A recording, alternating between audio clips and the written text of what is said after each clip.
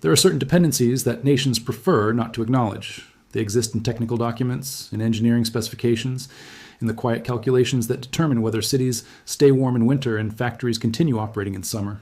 These dependencies are not discussed in political speeches or featured in diplomatic negotiations because acknowledging them would reveal vulnerabilities that undermine the projection of strength. The American energy system has such a dependency. And in late 2025, that dependency became a weapon. Most people believe that American energy independence is a settled fact. The shale revolution transformed the United States from an oil importer to an exporter. Domestic natural gas production reached record levels. Political leaders from both parties have declared that America no longer depends on foreign energy sources for its economic security. This narrative is technically accurate and strategically meaningless. The American energy system does not run on crude oil production statistics. It runs on specific types of crude oil that match specific refinery configurations, on natural gas pipeline networks that cannot be easily rerouted, and on electrical grid interconnections that were designed under the assumption that certain international relationships would remain stable indefinitely. Canada is embedded in every layer of that system, and Canada has just demonstrated that it understands exactly how deep that embedding goes. This is not about oil exports that can be replaced by alternative suppliers. This is about infrastructure dependencies that cannot be reconfigured without multi-year construction projects and capital investments measured in hundreds of billions of dollars. When you build an energy system assuming permanent access to your neighbor's resources, you do not create an energy system that can function if that neighbor decides to prioritize other customers. The United States built such a system. And in February 2025, when tariffs were imposed on Canadian energy, Canadian policymakers began the quiet process of demonstrating why that was a fatal strategic error. The mechanics of this dependency are not widely understood because they exist at the technical level that policymakers prefer to ignore. American refineries in the Midwest and Gulf Coast were specifically designed to process heavy Canadian crude. These are not generic facilities that can switch between different types of oil depending on price and availability. These are specialized industrial installations, with equipment configured for specific chemical properties of specific crude grades. Light tight oil from American shale formations has different density, different sulfur content, different chemical composition than heavy crude from Canadian oil sands. You cannot simply pump West Texas shale oil into a refinery designed for Canadian heavy crude and expect it to produce the same outputs at the same efficiency. Retrofitting these refineries to handle different crude grades requires replacing major equipment, reconfiguring processing units, and modifying distribution systems. The cost for a single refinery can exceed $2 billion. The timeline can extend beyond 3 years. And during that retrofit period, the refinery cannot operate at full capacity. There are 47 American refineries specifically configured for Canadian heavy crude. They process approximately 3.8 million barrels per day, producing gasoline, diesel, and jet fuel for regional markets across the Midwest, Great Plains, and parts of the South. These refineries supply fuel for 15 states. Their output represents approximately 23% of American refining capacity. When the 15% tariff on Canadian energy was imposed in February 2025, the immediate effect was a price spike that American refiners passed directly to consumers, but the strategic effect was something entirely different. It forced Canadian energy companies to confront a question they had been avoiding for decades. Why should Canada remain dependent on American customers when global demand for heavy crude continues to grow? The answer, they concluded, was that Canada should not remain dependent, and more importantly, that Canada now had the infrastructure capability to reach alternative customers without American intermediation. This is where the mathematics of energy dependence become brutal. Canada produces approximately 5.8 million barrels of oil per day. Of that production, 4.3 million barrels historically flowed to the United States through pipelines that were built over decades specifically to connect Canadian production to American refineries. This infrastructure represented the physical manifestation of energy integration between the two countries. But while American policymakers were focused on domestic political debates about energy independence, Canadian energy companies were quietly building export infrastructure that would allow them to reach global markets directly. The Trans Mountain Pipeline expansion, completed in November 2024, created the capacity to move 890,000 barrels per day from Alberta to the Pacific Coast for export to Asian markets. The expansion of marine terminal facilities at Prince Rupert added another 450,000 barrels per day of export capacity, targeting Asian and European customers. Most significantly, the accelerated development of Arctic shipping infrastructure through Churchill created a new export route that could handle approximately 600,000 barrels per day during the extended shipping season that climate change has made possible. Combined, these infrastructure additions gave Canada the physical capability to redirect approximately 1.9 million barrels per day away from American customers toward international markets, where prices are set by global benchmarks rather than regional American markets. The implications took several months to become visible because energy markets do not shift overnight. Existing supply contracts had to expire. New shipping relationships had to be established. Quality specifications had to be certified for new customers. But by September 2025, the redirection was undeniable. Canadian crude oil that had historically flowed to refineries in Illinois and Ohio began moving to export terminals for shipment to India and South Korea. Heavy crude that had supplied refineries in Texas began redirecting to European customers, paying premium prices to diversify away from Middle Eastern suppliers. The immediate effect on American refineries was a supply shortage that could not be easily resolved. You cannot replace 1.9 million barrels per day of heavy crude with alternative suppliers when global heavy crude production is already operating near capacity and when your refineries are specifically configured for Canadian grades. Refiners in the Midwest faced impossible choices. They could reduce production capacity and accept lower utilization rates, which would damage profitability and reduce regional fuel supplies. They could attempt to source alternative heavy crude from Venezuela or Mexico, which would require premium prices, complex logistics, and navigation of political relationships that were considerably more unstable than the relationship with Canada had been. Or they could begin the multi-year, multi-billion-dollar process of retrofitting their facilities to handle different crude grades, during which time their competitive position would be severely damaged, and their role in regional fuel supply would be permanently diminished. There was no good option. This is the nature of infrastructure dependency. Once you have built systems that assume permanent access to specific resources, any disruption to that access creates costs that cannot be easily absorbed. By December 2025, the market impacts were severe. Gasoline prices in the Midwest had increased by an average of 67 cents per gallon compared to pre-tariff levels. Diesel prices, which are particularly sensitive to heavy crude availability, spiked by 84 cents per gallon. Jet fuel costs for airlines operating hubs in Chicago, Minneapolis, and Detroit increased by margins that forced fare increases during the peak winter travel season. The political consequences were immediate. Governors in affected states publicly demanded that the federal government resolve the supply crisis. Congressional representatives from districts where refineries were reducing operations introduced legislation to suspend the tariffs.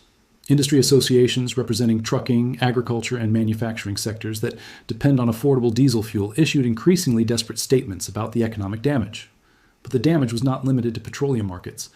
The natural gas integration between Canada and the United States created similar vulnerabilities that Canadian officials were now in position to leverage.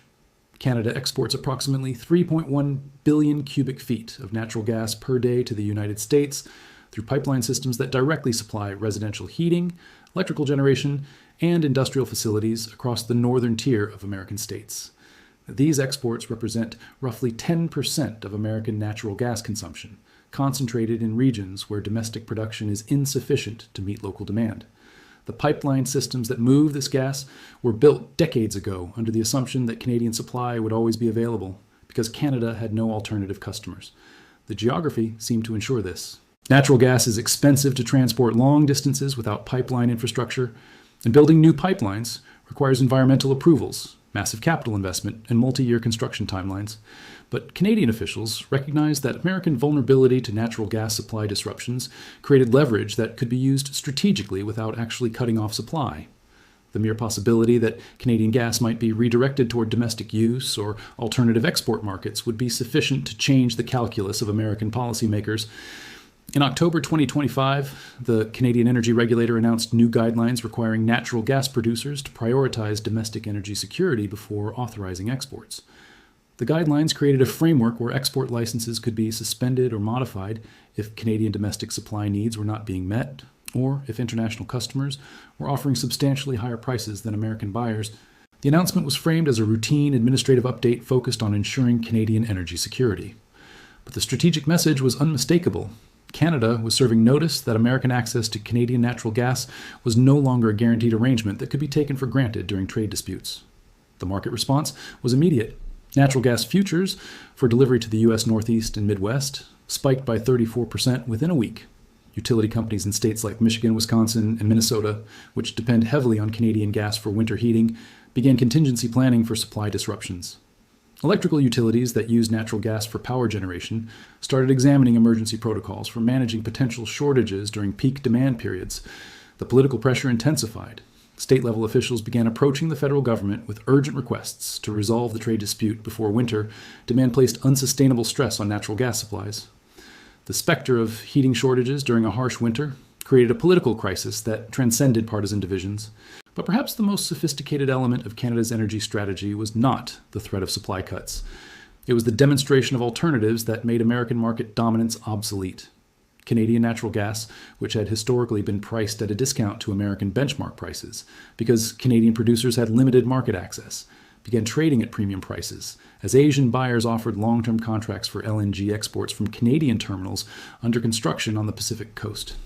The Kitimat LNG facility, which reached operational capacity in mid-2025, created the capability to export 1.8 billion cubic feet of natural gas per day to Asian markets, where prices are significantly higher than North American benchmarks. Additional facilities under development would add another 2.4 billion cubic feet per day of export capacity by 2027. These facilities meant that Canadian natural gas producers no longer needed to accept whatever price American utilities were willing to pay. They had alternatives. And those alternatives paid better. The electricity integration between Canada and the United States created the third layer of energy dependency that Canadian officials were now positioned to leverage. Canada exports approximately 78 terawatt-hours of electricity annually to the United States through interconnections that supply states across the northern border. This electricity is generated primarily from hydroelectric facilities in Quebec, Manitoba, and British Columbia, providing baseload power that is both clean and reliable. American states that receive this electricity have structured their energy systems around its availability. New York, Vermont, and Maine are particularly dependent, with Canadian imports representing between 15% and 28% of total electricity consumption, depending on the state and season. These states built renewable energy portfolios and retired coal-fired power plants under the assumption that Canadian hydroelectric power would always be available to provide the baseload generation that intermittent renewables cannot supply.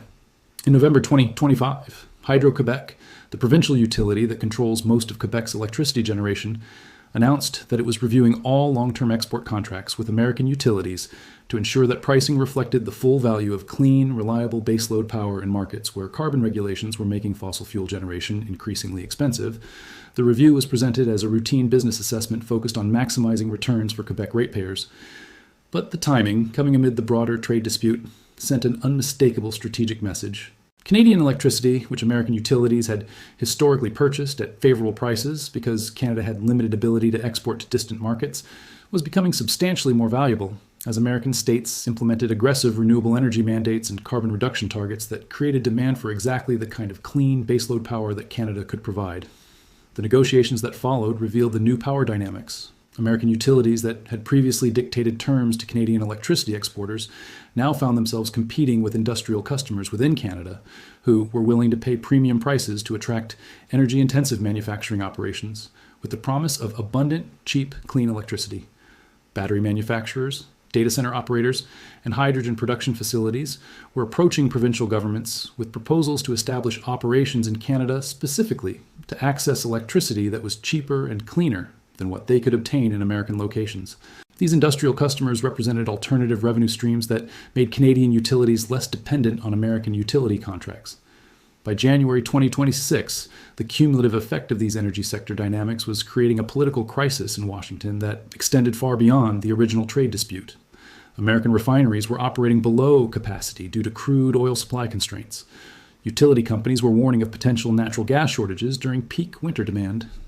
Electric utilities in border states were facing the possibility that long-term power import contracts might not be renewed on terms that their ratepayers could afford. The economic cost was staggering. Estimates from energy industry analysts suggested that the combination of higher fuel prices, constrained refinery operations, and elevated electricity costs was extracting approximately $180 billion annually from the American economy. This was not a one-time cost that would disappear once the trade dispute was resolved. These were structural costs embedded in energy systems that had been designed under assumptions that no longer held. Congressional hearings in January 2026 exposed the depth of American vulnerability. Energy executives testified that resolving the crisis would require not just lifting tariffs, but actively negotiating with Canadian provinces and Canadian companies to restore supply relationships that had been damaged by 18 months of trade conflict. Multiple executives used identical language in their testimony. We cannot compel Canada to sell to us. We can only make ourselves attractive customers again. The acknowledgement that the United States no longer had leverage over Canadian energy decisions represented a fundamental shift in how American industry leaders understood the relationship. The strategic implications extended beyond immediate energy supply concerns. Every American industrial facility that depended on affordable energy was now operating with the knowledge that its competitiveness could be compromised by Canadian policy decisions. Every American utility that relied on Canadian electricity or natural gas was vulnerable to supply disruptions that could occur without warning during diplomatic disagreements. This vulnerability was not temporary. Even if trade relationships were restored, even if tariffs were lifted, the awareness that Canada could leverage energy dependencies would permanently alter how both countries approached their relationship. Canadian policymakers had demonstrated something that American strategists had considered impossible.